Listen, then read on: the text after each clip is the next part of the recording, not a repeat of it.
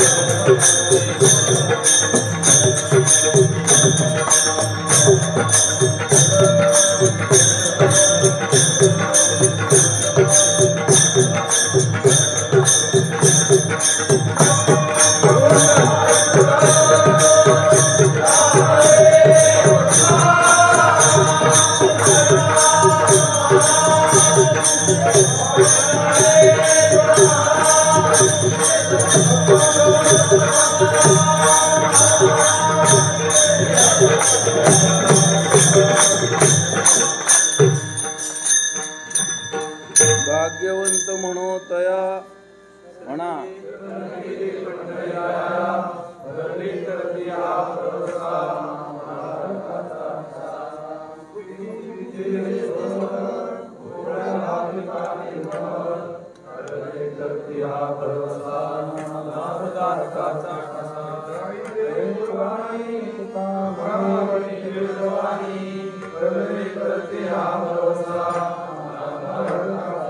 विठ्ठल मुक्ता विद्रुम हे मनील धवल छाये म्हणा म्हणा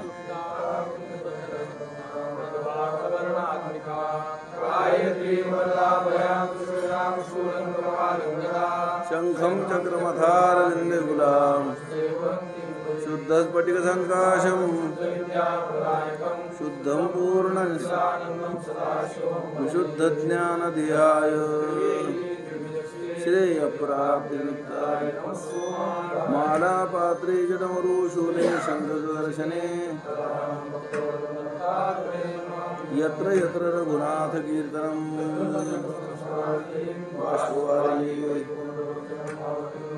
गुरवे प्राण नमस्कृत्य मनो बुद्धि समाधिवे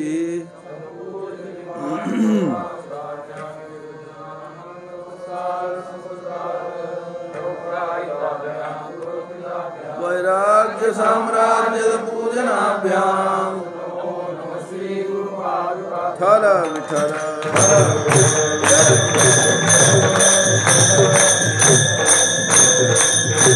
कनवाळो कृपाळो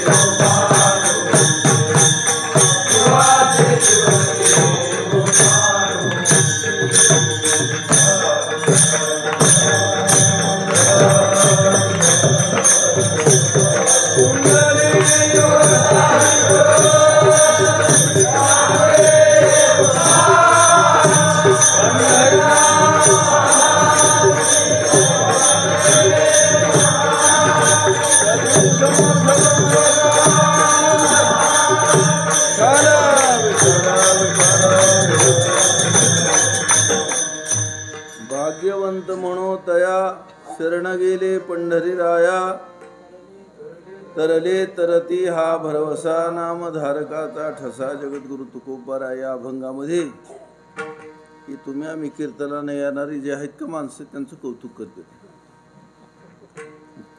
म्हणजे भाग्यवान आहेत बिचारे. कशामुळे भाग्यवान आहेत म्हणजे पांडुरंगाला शरण गेले. आपल्याला बुक लावायची लाज वाटते का? नाही वाटत. गंध लावायची वाटते का? नाही ना. माळ घालायची वाटते का? पंढरपूरला जायची लाज वाटते का? नाही वाटत.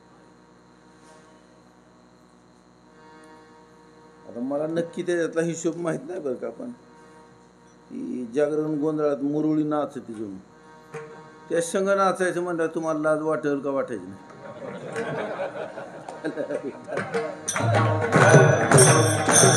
माणसाला बघायला बरं वाटतं पण ते संग नाचायला बरं नाही वाटायचं. पण आपल्याला टाळ घेऊन हरिपाठात उभा केलं, आपल्याला एक सुद्धा पाऊल येत नाही, तरी बी आपण टाळ घेऊन मागं पुढं असं तसं करू का नाही करायचं. ही चांगली गोष्ट आहे. सगळी शाळेत जाणारी वर्ग आहे सगळा. आता तिथून पुढं फक्त अभ्यास करायचा का नाही एवढी गोष्ट वेगळी.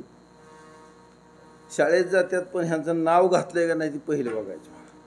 ज्याचं नाव घातलंय त्याला ओळखायचं. शरण गेले पंढरीराया, म्हणजे पांडुरंगाला शरण गेले. ते शरण गेलेत म्हणजे शाळेत घालायचं म्हणजे कशा तयारीने घालायचं असतं. पहिलं एखाद्या मास्तरच्या ताब्यात जर पोरगं दिलं, ते आमच्या गुरुकुल पद्धती होती महाराज, ती जेवलंय का नाही बघायचं, त्याला दुखणं आलंय का नाही बघायचं नाही, त्याला अन्न खायला मिळतंय का नाही बघायचं नाही, कुठं मागतोय ती बघायचं नाही, पुन्हा त्याच्याकडे गाठ घ्यायला जायचं नाही.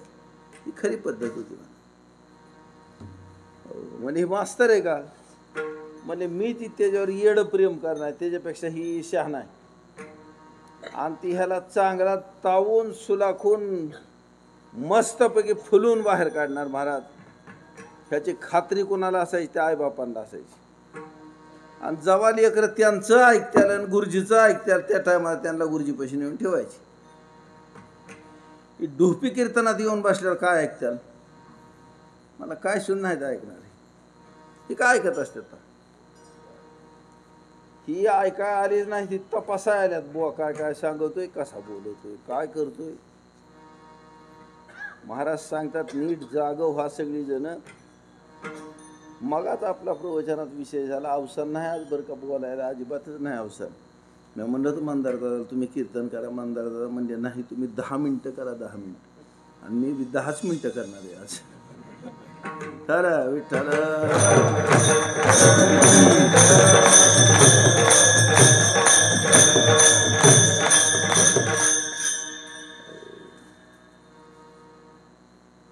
मला आठवण झाली म्हणून सांगतो तुम्हाला. कधी कधी आमच्या अण्णा निंभोऱ्याला हजर नसायचे, पुण्या बिण्याला गेलेले असले तर एकादशी आल्यावर कीर्तन करायचो. पण कीर्तनात मनच लागत नव्हतं. उगा आपलं थोडा वेळ करायचं आणि बंद करायचं. मला कुठं अशी जाणीव नव्हती की ही माणसं किती लांबून आल्यात, ह्यांना तास दीड तास गोळाय पाहिजे.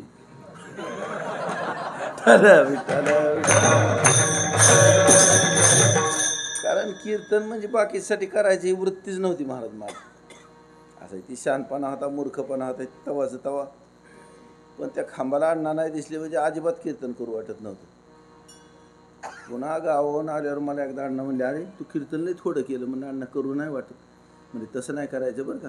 की माणसं लांबनं आलेले असते, चालत आलेले असते ते, आणि मग आपण कीर्तन नाही केलं त्यांनी काय करायचं, मग कशासाठी यायचं. मग तिथून थोडं पुढं थोडं बळच लांबवायला लागलो. गोष्ट अशी महाराज आमचे तुकोबाराय सांगतात. म्हणले हे बघा, या जगात जी शाळेला शरण गेला ती शहाणा आहे असं तुकाराम महाराजांना नाही वाटत. महाराज काय शिकल बरं ही शिकून. आता आपल्यातली सगळी शिकलेलीच आहे. कोणतरी अडाणी आहे का ह्याच्यात एखादा तरी, औषधाला तरी नाही का. नाही अडाणीच नाही, सगळी सुशिक्षित 100% साक्षर आहेत सगळी.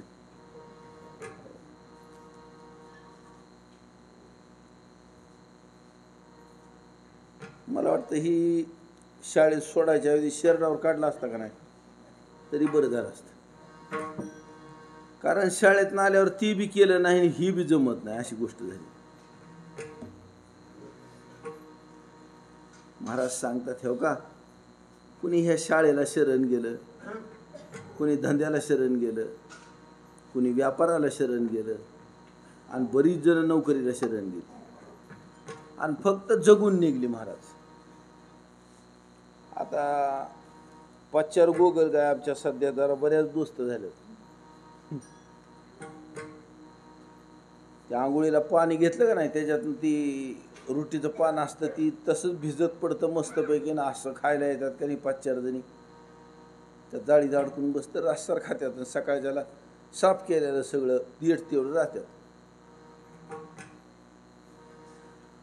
आता ही बिन शिकता जगली का नाही जगली बरं. जेव्हा तिला मरायचे त्या टायमाला ती अजिबात हायगेज करणार नाही महाराज, मस्त मरून झालं. बरं बहुतेक त्यांना कुणी खात नाही महाराज. बिंडकोळ्या फिंडकोळ्या कावळं नाही तर कावळं म्हणजे कसली जात आहे राव, पण ते अजिबात तोंडावीत नाही त्यांना. मला वाटायचं ही माती खात असतील, पण ती पानं बी खातात वली वली बघून भिजलेली. दुसरं आणि काय खातात काय माहिती. उंदर येतं ह्यांनी कवा शिकलंय काय म्हणले सापाची एवढीलीच पिलं येतं सुईवणी, पण ही ह्यांना कळायला लागल्यापासून ह्यांना लपायचं कळत आहे. मला सारखं लपून बसायचं असं कुठंतरी जागा हुडकायची आणि लपायचं एवढं त्यांना कळतंय. कुणी शिकवलं ह्यांना. मांजराला आरडून बघायचं, नाही दूध पाजलं तर चुरून प्यायचं, सारखं ध्यान ठेवायचं पडदीवर बसून. ही बाहेर कवा जाती. आणि त्यांचं गुणियक इतका भारी का नाही, दुधाच्या पातेल्यात तोंड घातल्यावर का नाही अजिबात डोळं उघडं शिवित नाहीत, तवर हान काय बी करतो.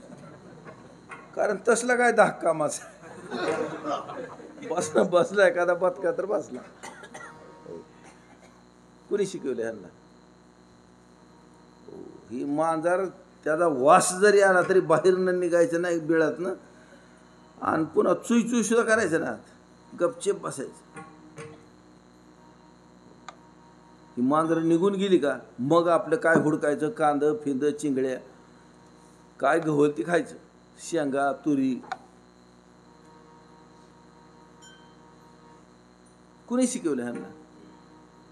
म्हणजे ही काय कोणाला शरण नाही जाता जगते ते महाराज. तसं जगायसाठी तुम्ही कशाच्या तरी नादी लागण्याची काही गरज नाही महाराज, असं लक्षात घ्या. हे बघा माणसाच्या ध्यानात एवढं एक असायला पाहिजे, महाराज मला ही 5 बोटं दिलेत ती भगवंतानं दिले, त्याच्यावर कातडं दिले ती भगवंतानं दिले.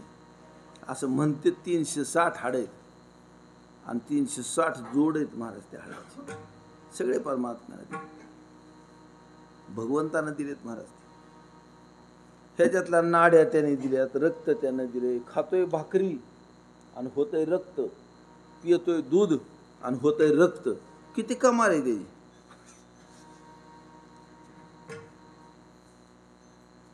आता हे आपल्या नाड्यातनं असंच कालवण फिरलं असतं तर किती अवघड झालं असतं.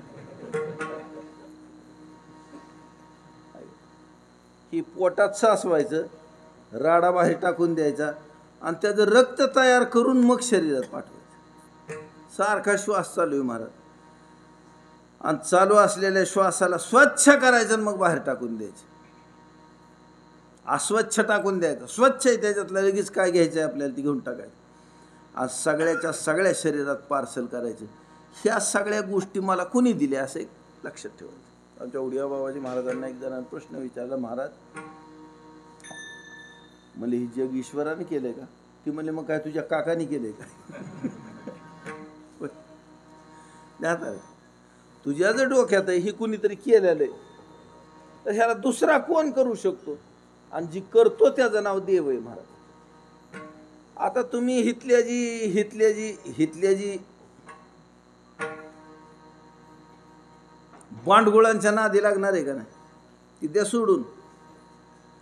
कोणचा बी पाहुणा, कोणची बी भावकी, कोणचा बी साहेब तुमच्या नादी कवर लागेल. ध्यानात घ्या तुम्ही, नीट लक्षात घ्या. त्याला चिमटा बसत नाही का नाही तवर लागेल, आणि त्याचा चिमटा तुम्ही सोसताय का तवर लागेल. त्या 2 गोष्टीत गोळ झाला का मग बाप असला तरी त्याला बाप म्हणत नाही, पोरगा असला तरी त्याला पोरगा म्हणत नाही, पाहुणा असला तरी त्याला पाहुणा म्हणत नाही. आणि नेता फिता कुठला आलाय तेव्हा, समजतंय ना महाराज. देवानं दिलेलं तोंडानं, देवानं दिलेल्या माणसांना सांगतोय देव नाही म्हणून, पण त्यांनी केस केली नाही, त्यांनी ह्याला क्षमा केली सारखी. हे म्हणजे जाऊ दे त्याची काय ना, ह्याला अक्कल नावाची जिन्नस असली तर असं बोललं असतं का. ह्याला कळत नाही म्हणून बोलतंय, ह्याला कळल्यावर बोललं नसतं. मग ज्याला कळत नाही त्याच्यावर ज्यादा माया आहे त्याची. ज्याला कळतं त्याच्याबद्दल असं वाटतं ह्याला कळतंय.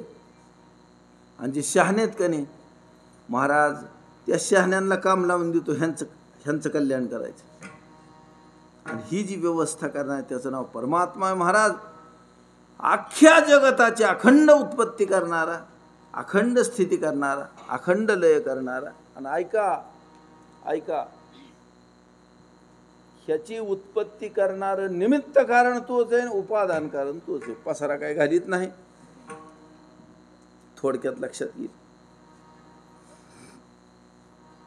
ही सोडून कोणाच्या नादी लागावं, कोणाच्या नाही नादी लागावं. ही सगळं ऐश्वर्य ज्यानं मला दिले, फक्त त्याच्याबद्दल मनुष्य कृतज्ञ असला पाहिजे. महाराज ऐका, तुम्हाला एक आमचा वैदिक नियम सांगते. वैदिक जर म्हणले गुरुन शिष्य दोघं जण शिकवायचं काम चालू असलं आणि त्याचं शिकायचं चालू असलं का, तर मांजरमधनं गेलं तर 8 दिवस अनाद्य आहे. 8 दिवस काय शिकवायचं नाही त्याने, किती बी गडबडीचं असो, ती त्याला येतच नसतं.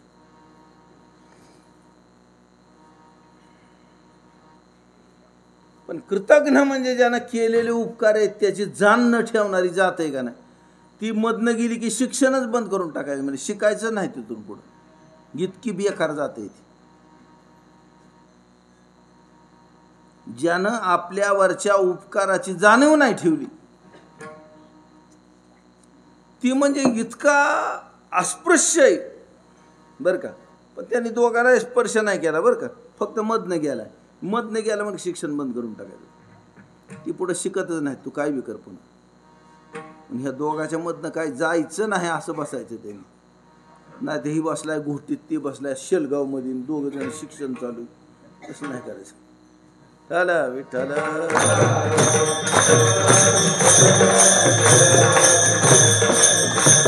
म्हणून ह्या विद्येला उपनिषद म्हणतात महाराज. गुरुच्या जवळ बसून शिकावं लागतं, त्याला उपनिषद म्हणतात. किती जवळ बसावं लागतं, सहजासहजी गुरुचा हात पुरावा आपल्या कानफडापाशी, इतक्या जवळ बसायचं. आता कधी कधी मी इथं बसलेला असतो, तिकडून कुत्रं येतं एखादं. आता इथं कुणीच नाही म्हणल्यावर मी आपला हाडा म्हणतो, पण त्याच्यावर थोडा सुद्धा परिणाम होत नाही. त्याला नक्की माहिती ही उठत नाही. दुसरी गोष्ट, उठला तर ह्याला दगड गवत नाही. तर खडाच नाही ठेवा, दगड कसं गवत. आणि ह्याला कदाचित दगड गावला, ह्याने वाकल्यावनी केलं, उचलल्यावनी केलं, ह्याने हाणलास तर आपल्या पोतर येतच नाही. बिनघोर असते, उतरी जात नाहीत अजिबात.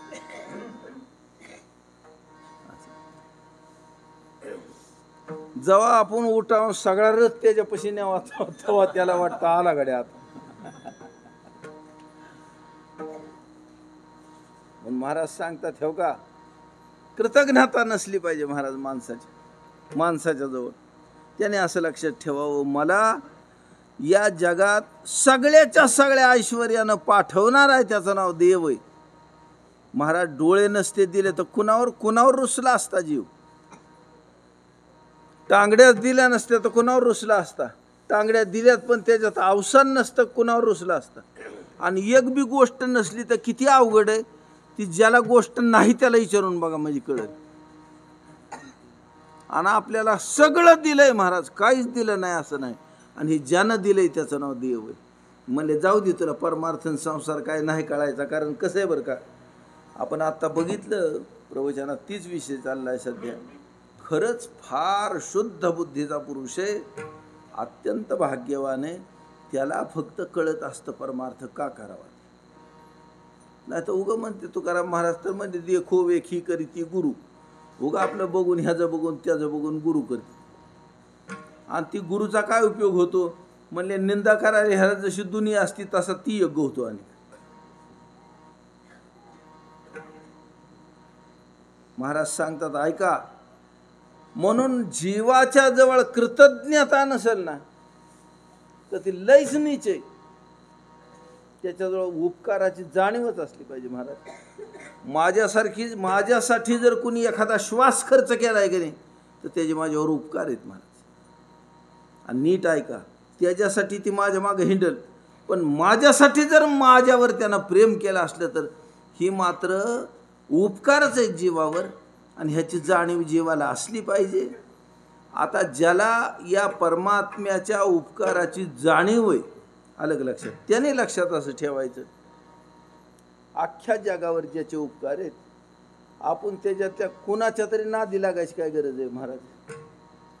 एखादा मास्तर असेल, एखादा डॉक्टर असेल, एखादा सावकार असेल, एखादा पुढारी असेल, ह्यांच्या नादी लागायची काय गरज आहे? कारण हे देऊन देऊन काय देतात माणसाला? परमात्म्यानं दिलाय तसला देह तर नाही द्यायची, है की नाही? म्हणून त्यानं एक गोष्ट लक्षात ठेवायची, आपल्याला ज्यादा काय कळलं नाही का नाही, हा देह मला देवानं दिलाय आणि त्याची शरणागती मी केली पाहिजे. इतकी अक्कल माणसाला स्वाभाविक असली पाहिजे. की लईच मॅड झालं एवढं बी ज्याला कळत नाही. ज्ञात आलं का? भाग्यवान कोण आहे म्हणजे ज्याला कळायला लागलं आयुष्यात पांडुरंगाची शरणागती करावी. महाराज आला का? बांधाच्या कडला जी देव मांडल्यात का नाही, ती तुझ्यासारखाची एखादा गट्या होता कोणीतरी त्यांनी मांडल्यात. काय त्यांची शरणागती करतो तू?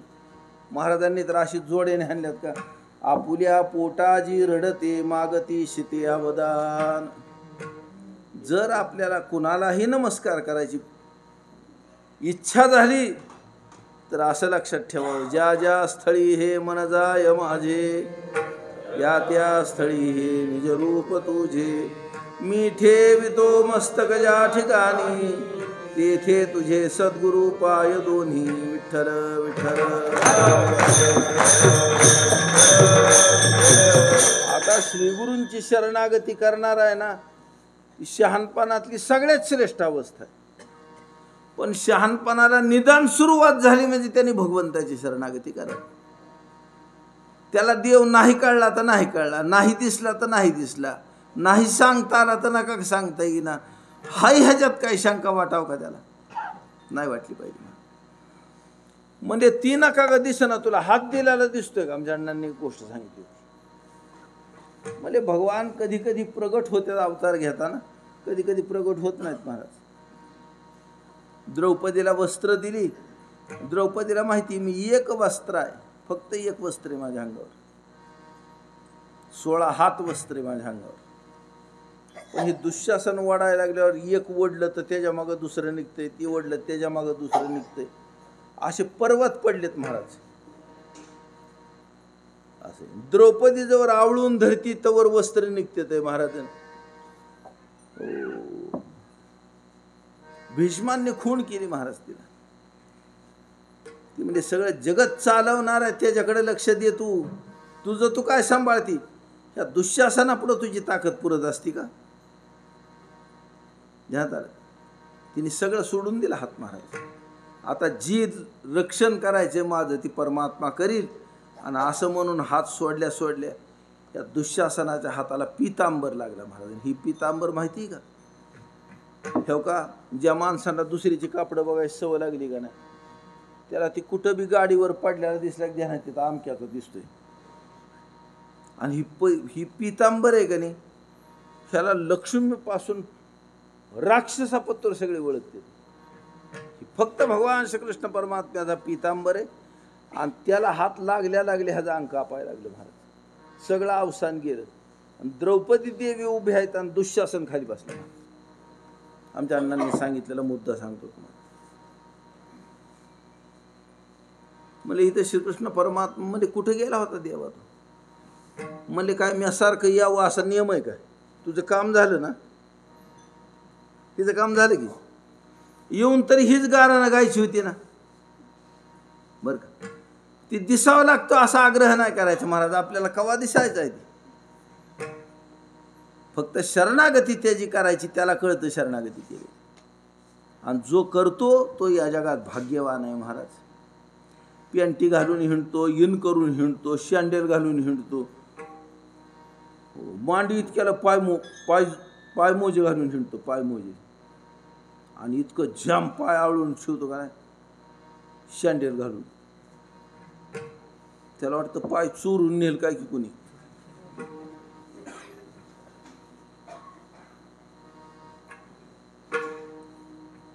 मग मला बघा कसं पाय उरल्यात. अरे पाय उलाव लागतात, सारखंच मौझार पाय कामाचं येतो इथं. तसलं कशाला पाय दावा? चांगलं असतं ती. सारखं मौझार पाय उरलं पाहिजेत, पाय त्याला माती लागली पाहिजे. याने तकाटच आहे सारखं. बाबा ही लवकर मरल.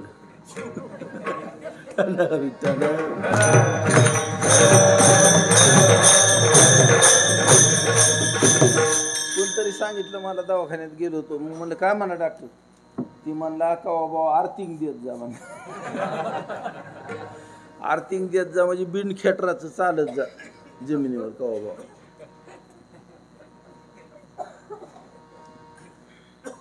गवतात चालाव, पाण्यात चालाव, मातीत चालाव, चिखूल लागाव पायाला, कशामुळे नाही लागाव महाराज.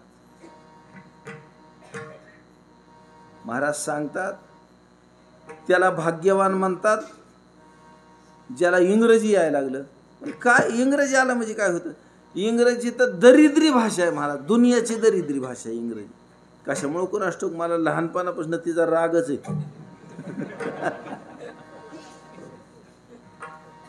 संस्कृत येत नाही पण त्याच्यावर प्रेम आहे, आणि इंग्रजी शिकलोच नाही त्याच्यात थोडं सुद्धा लक्ष नाही घातलं. बळच शिकवून शिकवून शिकवून एक शब्द 100दा मग मला थोडाफार यायचा ध्यानात. आता सुद्धा माझ्या द अँड माश्या लक्षात आहे.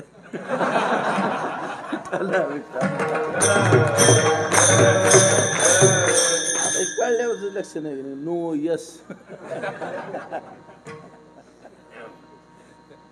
महाराज ह्या इंग्रजीसाठी मास्तर लोकांनी जितकं आपदून घेतलंय का, आपल्याला सरकारने जितकं आप दिवलंय का, आल्या का मराठी शब्द एक तरी असा पाठ करावा लागलाय का आपल्याला. फ्रेंड म्हणजे काय, हजबंड म्हणजे काय, आणि आंटी म्हणजे काय, एक तरी पाठ करावा लागलाय का आपल्याला. मनानं कळतंय महाराज सगळं, आणि जे मनानं कळत होतं ती दिलं सोडून, आणि बळच ह्याला अवघड प्राणायाम करायला लावायचे. काय घे नाही त्याला. अरे फक्त खाचीलच की दुसरं काय. आम्ही ते आपलं कुस करून हाताने खाऊन, तू ती चमच्यात खाचील बसून, है की नाही. ती तसली बायकून झिंज सोडलेल्या, आणि ती सारखी वाढू का नको, वाढू का नको, ह्यानेच म्हणायचं बास बास आहे. ठेवका आपण गावरान माणसं की नाही, सगळा गावरान ठोका असावा महाराज. भजन सुद्धा तसलं करू नये, असं रटकून करावं महाराज भजन, खैचून आरडायचं. असं बघा तुम्ही आरडून भूक लागते माणसाला. मला वाटतं माझ्या कालच विषय लक्षात आला होता, कालच झाला बी आपलं बोलून.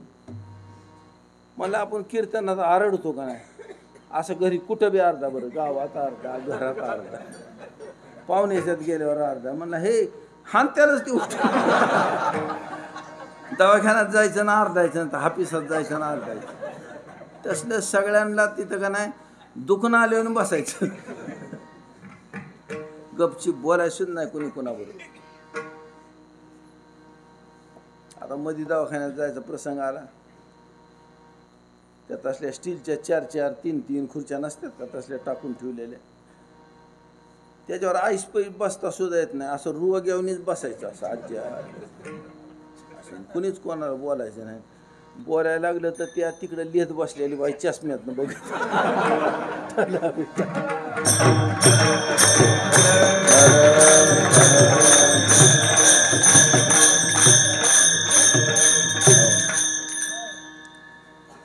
महाराज सांगतात द्या सोडून सगळं, आणि फक्त पांडुरंग परमात्मा त्याला शरण जायचं. महाराज हीच वर्ग भाग्यवान.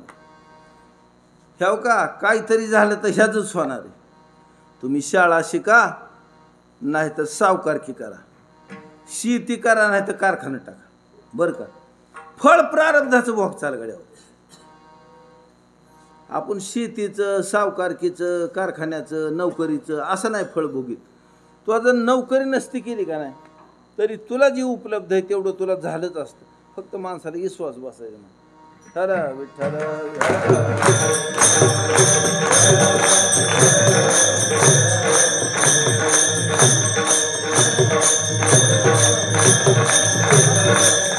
कसं असतं, राजन्यत्वनं होता अंगी राव रायपणा काय भोगी. राजन्यत्व अंगात नसल्यावर राजा राजेपणा काय भोगील महाराज, काय का नाही. त्याच्या अंगातच भिन्याला शिपाईपणा आहे. ती काय राजेपणा भोगीत असतो. आता त्या पुढाऱ्यांची नावं घ्यायचीच बंद करणार आहे मी काही दिवसांनी. पण तुम्हाला एका पुढारीची हकीकत सांगतो. ती म्हणते, ती म्हणायचं माझ्या आईला माझ्या बापाला वाटावं मी नोकरी करा, वाटायचं सारखं वाटायचं. मला वाटतच नव्हतं आपण नोकरी करायची. त्याने म्हणला मी असा विचार केला शाळा शिकायची, पण मला नोकरी द्यायची दुसऱ्याला, आपण नाही करायची. मग हाऊस घेऊन बसला का नाही, तर हजारो माणसांना त्यांनी नोकरी दिली. आपण नोकरी फिवकरी करणारच नाही म्हणा. अरे म्हणला मरचिल उपाशी, मला मेरो पण नोकरी नाही करणार कुणाची.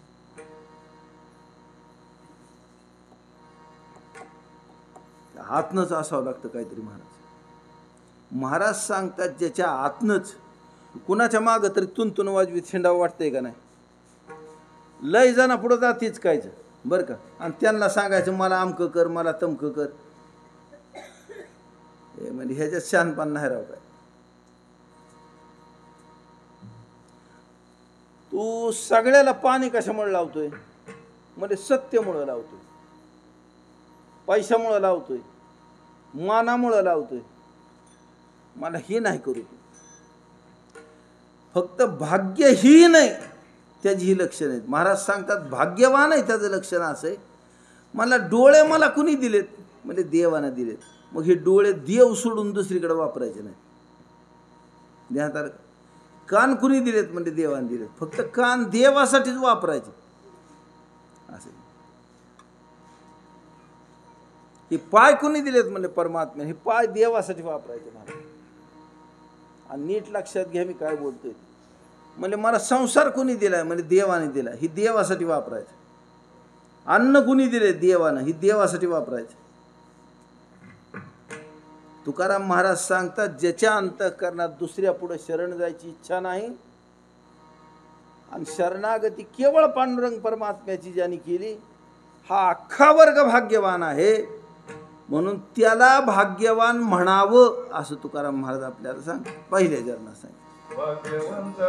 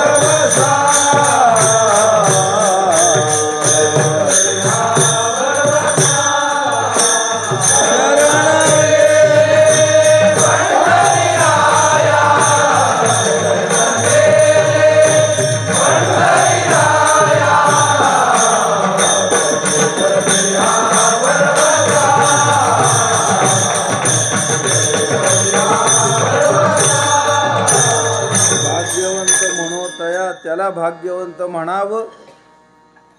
आम्ही म्हणू त्याला फक्त भाग्यवान म्हणू. ज्याला लय विद्या आहे त्याला आमच्या तोंडानं भाग्यवान यायचंच नाही. जे जो लय पैसा आहे ते भाग्यवान आहे, जे राजा आहे ते भाग्यवान आहे, जे मंत्री ती भाग्यवान, असं आमच्या तोंडाला यायचंच नाही. ती फक्त भाग्यवान आहे, त्याला आम्ही भाग्यवान म्हणू. कोण भाग्यवान आहे? शरण गेले पंढरीराया, ते फक्त पांडुरंगाला शरण गेले. म्हणजे पांडुरंगाला शरण गेले नाही गेले त्यांच्यात काय फरक आहे? म्हणजे जी शरण गेलेत ना त्यांचा उद्धार होतो अशी गोष्ट आहे. आणि जी शरण गेले नाहीत ना त्यांचा उद्धार होत नाही. उद्धार होत नाही म्हणजे तिर्य घेऊन जातात, नरकात जातात, पुन्हा येडं घालतात, पण ह्यांचा उद्धार होत नाही. ही त्यात फरक आहे. मग म्हणले शरण गेलाय आणि आपल्या आपल्या धंद्यानं चलतोय सारखं. तुकाराम महाराज सांगतात तसं नाही. जी शरण गेलाय आणि त्याच्यावर असा शिक्का पडलाय. मला कशात शिक्का पडलाय?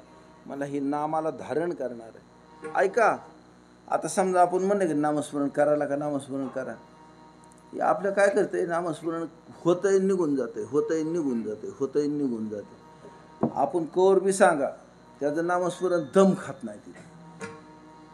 आता समजा कीर्तनाला माणसं आली आणि तिकडचं गेट लावलं, इकडचं गेट लावलं, कुलप घातली, मला जेवलं आहे ना आता जायचं नाही. तर ही पत्र्यावर चढून जाते.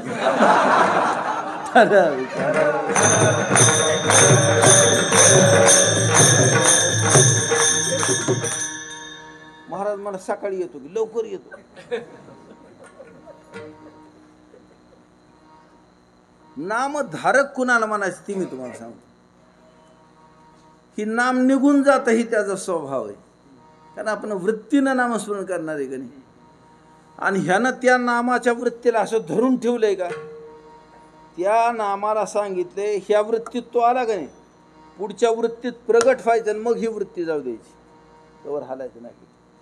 आणि नाही तर ह्या वृत्तीनं असंच उभं राहायचं महाराज नामस्मरण घेऊन, पण तसं जायचं नाही. आणि वृत्ती स्थिर झाली की योगाचं फळ मिळालं म्हणून समजायचं. कळलं का? त्याचं नाव समाधी. विठ्ठल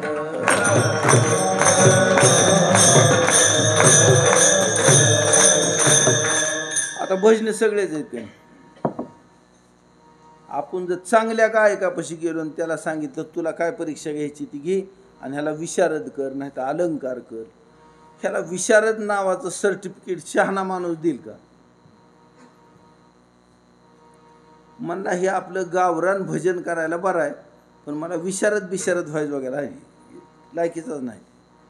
मला अलंकार तर त्याला म्हणतात विशारद, त्याच्यावर ओवळून टाकावं लागतं. आणि जे पैसे घेऊन अलंकार बी होतो, विशारद बी होतो, आणि पंडित बी होईल की त्याला काय झालं नाही. अलग लक्षात, पंडित म्हणजे परीक्षा आहे महाराज. आपण ऐकतो का नाही पंडित भीमसेन जोशी, पंडित ही परीक्षा आहे महाराज. ही पंडित ही परीक्षा ही ठसा, ह्याच्या गायनातलं कौशल्य बघितल्यावर आणि विशारदन अलंकार निवळ किरकोळ आहेत त्याच्या पुढं असं झाल्यावरच त्याला देता येते. अलग लक्षात. तसं ज्यानं नामाला असं धारण केलंय महाराज, ते काय बी हो, वृत्ती निघून जाऊ नाही तर पुन्हा वृत्ती दुसरी येऊ नाही तर वृत्ती अडकून पडू, नामस्मरणाला म्हणून ती सोडित नाही. त्याला नामधारक म्हणायचं. अलग लक्षात. आणि असा ठसा असा शिक्का ज्याच्यावर पडला का नाही म्हणजे ती तरुणच जातो, त्याची काळजीच नाही. आपण आता कीर्तनात बसले बसले विठ्ठल विठ्ठल विठ्ठल म्हणतोच आहे. मग आता काल कीर्तनाला नव्हतो आलो तर किद्दा म्हणलो आपण घरी विठ्ठल विठ्ठल नाही म्हणलो. आणि पुन्हा माग 5 महिने आपण हजरच नव्हतो, कुठं गप झाला होता कोणाला माहिती. आपण म्हणलं का नाही मी आला काय की तवर दिसतो, आणि आपण हाय गड्या म्हणलं का नाही की पुन्हा जी गायब होतं ती पुन्हा जेव्हा आपल्याला वाटेल ह्याचं सरात सुद्धा झाला असेल पुन्हा दिसत. मला वाटतं करायचं असलं तर करावं, सोडायचं असलं तर सोडावं, दोन्ही बी करीत जाऊ नाही. सगळं दोन्ही कसं करावं. आपल्याला तर लाज वाटली पाहिजे का नाही, त्या देवाला तोंड दाखवायचं तरी लाज वाटली पाहिजे का नाही. आला का म्हणलं हे काय तालात असतो, जायचं म्हणल्यावर कसा जातो, यायचं म्हणल्यावर कसा येतो, हिथं आल्यावर गप्पा कशा हाणतो, टांगड्या कशा पसरतो, आवाज केवढा असतो. मोठ्याने बोलत जाऊ नये महाराज.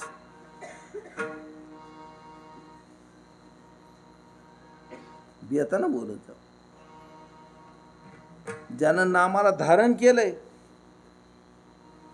त्यानं नाम धरलंय महाराज. त्या वृत्तीला सांगितलं तुला इथं राहायचं असलं तर राहायचं, आणि तुझं तुला निघून जायचं असलं तर जायचं, नाम नाही मी सोडणार. त्याला नामधारक म्हणायचं महाराज, है की नाही. आणि महाराज सांगतात त्याचा शिक्का असा आहे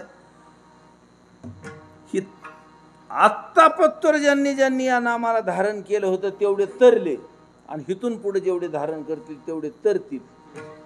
आणि ह्याची खात्री, तरले तरती हा भरवसा नामधारकाचा ठसा. समजते. आता माणसं म्हणले सगळ्याला उद्धारायचे कुठं, कोणाकोणाला असं वाटतं आमच्या बायकोच्या डोक्यावर परिणाम झालाय ती नीट व्हावा, कोणाकोणाला वाटतं पोरग का नाही इकडंच बघत बसते मला ही तेवढं नीट व्हावं, मग पुन्हा बाकीचा परमार्थ पुन्हा करू आपण. तर म्हणले तू तसं काय घाबरू नको, अरे तुला देव मोक्ष द्यायला उभा राहिलाय म्हणल्यावर ही असला किरकोळ संसार तर पाप्याला सुद्धा देतोय, तुला नाही काय द्यायचं जाणता. म्हणून तुकाराम महाराजांनी यदा कदाचित कोणा भीती वाटेल त्याला सांगितलंय भुक्ती मुक्तीचे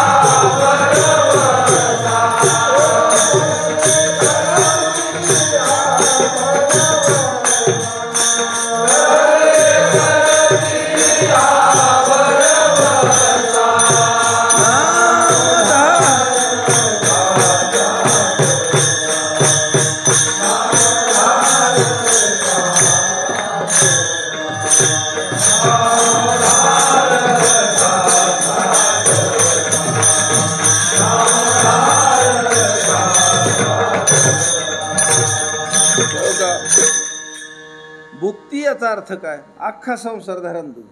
भुक्ती म्हणजे कोणाच्या पोराचे लग्न व्हायच्यात, कोणाच्या पोरीचे लग्न व्हायच्यात, संसार नीटनीटका व्हायचा आणि बाकीच्या काय अडचणीत त्या संपायच्यात, ही सगळ्याच्या इच्छा करणारा हा भुक्तीचा वर्ग आहे. आणि ज्याच्या अंतःकरणात ह्या जगाचं सगळं गणित सुटलेलं आहे महाराज, त्याला माहीत, त्याच्याजवळ विवेक आणि वैराग्य पूर्ण झालं. ज्याला ही सगळा संसार समजला ह्याच्यात काय मजा येते, आणि ज्याला त्याचा नाद राहिला नाही, ते हातानं सोडून दिलं नाही, ही विवेक आणि वैराग्याची लक्षण आहे. आता ह्याने जरी इच्छा केली तर फक्त ही मोक्षाची इच्छा करतो. मग म्हणजे तुम्ही या पांडुरंगाची शरणागती करायची का नाही, तर भुक्ती मिळायची जागा हीच आहे आणि मुक्ती मिळायची जागा हीच आहे. म्हणजे कुणाला मिळती? म्हणजे जी भोळा आहे त्याला मिळते. चालू माणसाला परमार्थ काय नाही मिळत. ती चालून परमार्थ करायला लागला त्याच्यात सुद्धा ती चालूपणाच करणार आहे. मला आता काय माहित नाही बरं का, पहिलं मला असं दिसायचं की त्या तिकडल्या माळावर क्रिकेट चालायचं, पाटलाच्या माळावर. म्हणजे काय करेकडे 2-4 गाड्या उभा राहिल्या, आता तिथं 10-5 माणसं, स्पीकर तेवढा मोठा लावलेला आणि कॉमेंट्री सांगते ते. म्हणजे ती ही आहे काय, क्रिकेट आहे. म्हणजे टीम आल्यात, 10-5 गावच्या टीम आल्यात. आता त्या एका टीममध्ये माणसं किती असतात? 10-12 का नाही, आणि त्यांच्या संग आणि 1-2, कारण लेझमार डाव खेळायला गेलं म्हणजे चपल्या सांभाळा एक असतो. तसं थम्सअप आण, बाटली आणि पाण्याची काहीतरी लागत असं की त्यांना, बिडी काडी तंबाखू काहीतरी.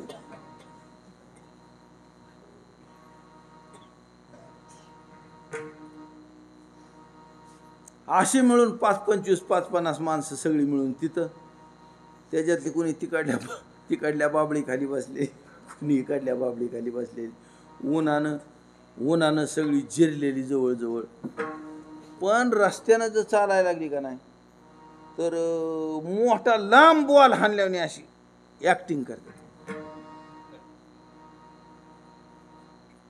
आता त्याला जर म्हणलं तू सडकने क्रिकेट खेळूस तर तिथं खेळ की, म्हणलं ते आम्हाला घेत नाही.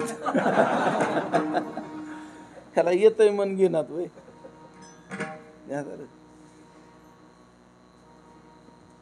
अरे ते तर तुला काय येत नाही, हिथं कशाला चालूपणा करायचा. आता काय ज्ञानेश्वरी प्रवचनात ओव्या बिव्या सांगायला लागलं का नाही, तर काय माणसं जी नवीन आहेत का, नवीन कवा येणारी नाही तर आत्ताच आलेली, ती तोंड हलवितात. मला ओळखू येतं म्हणला, ह्याला येत तर नाही पण ही तोंड हलवितोय, म्हणजे आल्यावनी धावतोय. आणि ती सुरभी काढतात काय. त्याला वाटतं आपण इतका मोठा महाराजांना आपल्याला येत नाही म्हणजे. मग ती होठ हलवायचा आणि सूर काढायचा आत्मानुसार. आता ओवीची एकच चाल आहे का ना.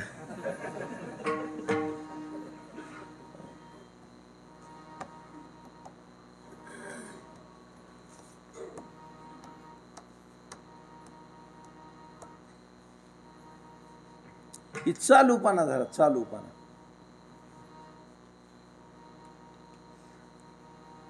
ती माग बापू गुरुजी दिंडीत एक जण यायचा, प्रवचनात चालू झालं म्हणजे मधून अगाय गे असं करायचं. मी त्याला एकदा बसवून घेतलं, म्हणलं तुला नक्की काय होते मला सांगायचं. बरं ही बोट असं करतोय तेव्हा त्याला सम गावलेली नसायची.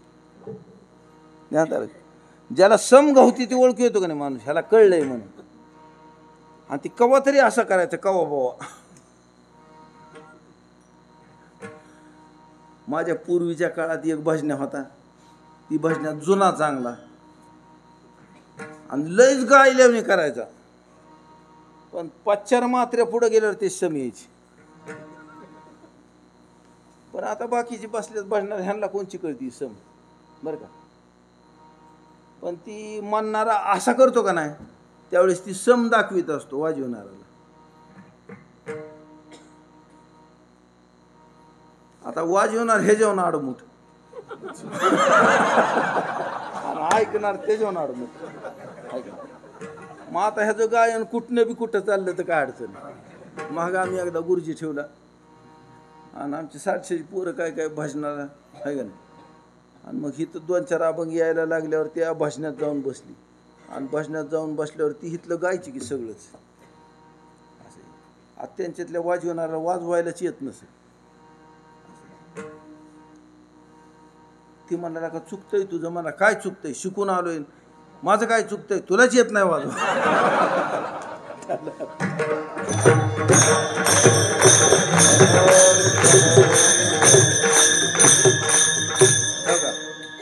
चालूपणा काय सुद्धा कामाचा नाही. शरणागती खरी करायची, देवाचं नाव खरं धरायचं. आणि ह्या दोन्ही बी गोष्टी खऱ्या कुणाला करता येतात म्हणते, जी भोळा आहे आणि भाविक आहे त्याला करता येतात. जो भोळा आहे आणि भाविक आहे का नाही, त्याच्या भुक्तीची ही निर्मळ जागा आहे आणि मुक्तीची बी ही निर्मळ जागा आहे. आता समजा मला पैसा पाहिजे आणि त्याने जुगार खेळून पैसे मिळवले, ही जागा निर्मळ नाही, ही धंदा निर्मळ नाही. महाराज सांगतात भोळ्या भाविका निर्मळ स्थळ. भुक्तीचं आणि मुक्तीचं निर्मळ स्थळ भोळ्या भाविकांना हेच आहे. काय करायचं त्याने, पांडुरंगाची शरणागती करायची, नाम धरायचं. आलं का लक्षात? दुसरं एक चरण आहे नामधारकाचं. हा वा वा म्हणा, आम्ही नामाचे धारक.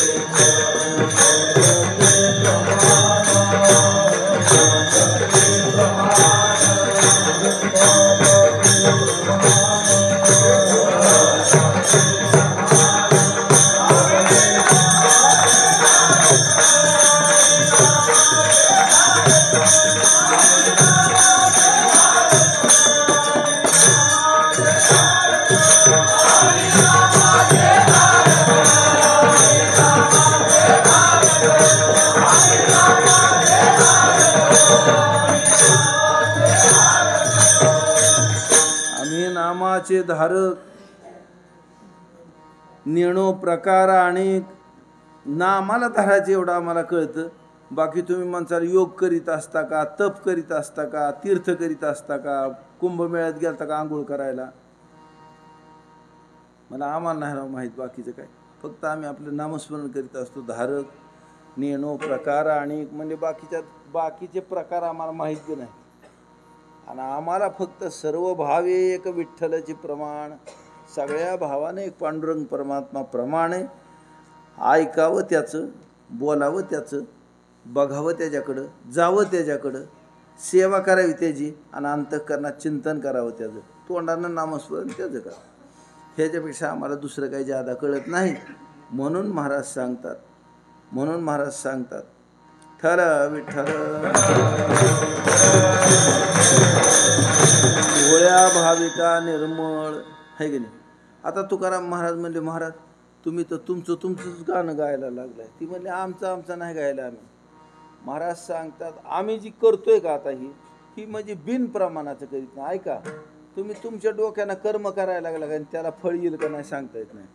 बहुतेक येणारच नाही. वेदानं जसं सांगितलंय तसं नाही केलं तरी फळ येत नाही. तुमच्या मनाने येतं फळ. ध्यान द्या. त्यांनी जशी उपासना सांगितली तशी करायला पाहिजे. महाराज त्यांनी सांगितली नाही तशी तू करायला लागला तसं नाही करत. आले लक्षात. आणि त्यानं जे ज्ञान सांगितले त्याच ज्ञानाप्रमाणे चालावं लागेल तर त्याला साक्षात्कार होईल, अन्यथा होत नाही. आलं की लक्षात. म्हणून महाराज सांगतात हे आमच्या काय मनाचं नाही चाललेलं आहे ती. मग म्हणजे तुम्हाला कोणी सांगितलं म्हणजे पुराणात ह्याचं गायन केलंय महाराज. सविस्तर विषय पुराणात आहे. म्हणजे पुराणात सांगितलंय ती पुराणच आहे. ती म्हणजे पुराण असलं म्हणून काय झालं. महाराज म्हणते ह्याला प्रमाण वेदवाणी सुद्धा आहे. म्हणून गायिले पुराणी तुका म्हणे वेदवाणी. तरले तरती हा भरवसा, नामधारकाचा ठसा. आणखीन एकदा सूचना ऐका. उद्या सकाळी 6 वाजल्यापासून प्रत्येक 3 तासाला अभिषेक होईल. अभिषेकाला कुणाला बसता येणार नाही. प्रत्येकाने पाणी घालायचं आणि बाहेर व्हायचं. दुसरी गोष्ट, सकाळी लघुरुद्र त्याचं हवन 9 नंतर होईल 12 वाजेपर्यंत. तिसरी गोष्ट, संध्याकाळी 5-5:30 वाजता कीर्तनाला सुरुवात होईल. त्याच्या आधी हरिपाठ होईल. प्रवचन उद्या कॅन्सल होईल किंवा कसं जमल तसं. जमलं तर शिवरात्रीचं आख्यान वाचायचा प्रयत्न करील, जशी वेळ सापडेल तशी. आणि दुसरी गोष्ट, संध्याकाळी 5:30ला कीर्तनाला सुरुवात होईल. 5:30 ते 7:30 कीर्तन होईल. 7:30ला ज्यांना संगोबाला जायचे त्यांना परवानगी. मग त्यांनी जायचं, इथं फराळ करायचं आणि बसायचं गाडीत. जायचं, कीर्तन जागर करायचा, सकाळच्याला नैवेद्य दाखवायचा, आरती करायची आणि माघारी यायचं. आणि माघारी आल्यावर 10 वाजता इथलं काल्याचं कीर्तन उभा राहील. परवा दिवशी सकाळी 10 वाजता. लक्षात आलं का? महिला मंडळी त्यांनी, एका घरातल्या महिला आहेत त्यांनी 10-11 चपात्या आणायच्या.